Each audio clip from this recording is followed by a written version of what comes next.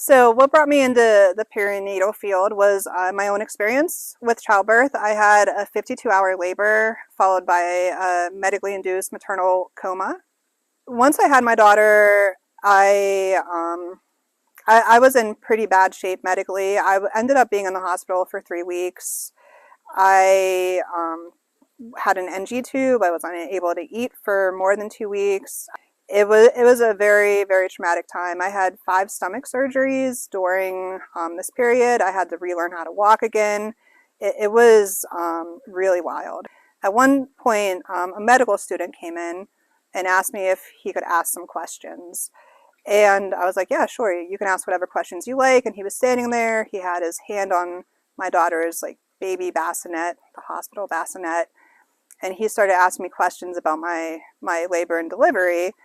And he looked at me, and I don't think that anybody else in the hospital had told me this before. And he looked at me and he looked at my baby and he said, "This is the last baby you're ever going to have."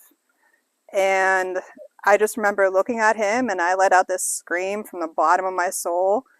It was insane. It was the most insensitive thing he could have said.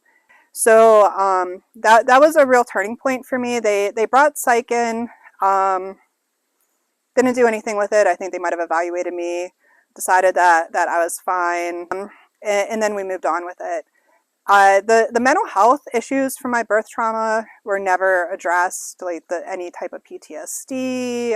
The pain issues were never addressed. There was no postpartum screening in 2008. So there was no screening for postpartum depression. When I went for my follow-up visit, I remember I was just breaking down and crying. I had no idea what was going on. I didn't know what postpartum was. And I was just prescribed Zoloft. And I'd never been on an antidepressant before in my life. Over the next year, I tried to get counseling. My insurance didn't cover counseling at the time, so I did go to a local university.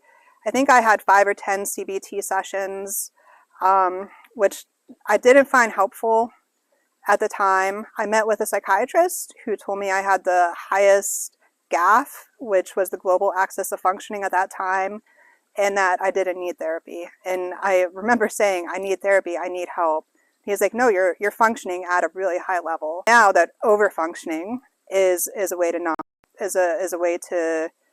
not deal with the pain that you're in. And that's what I was doing at that time.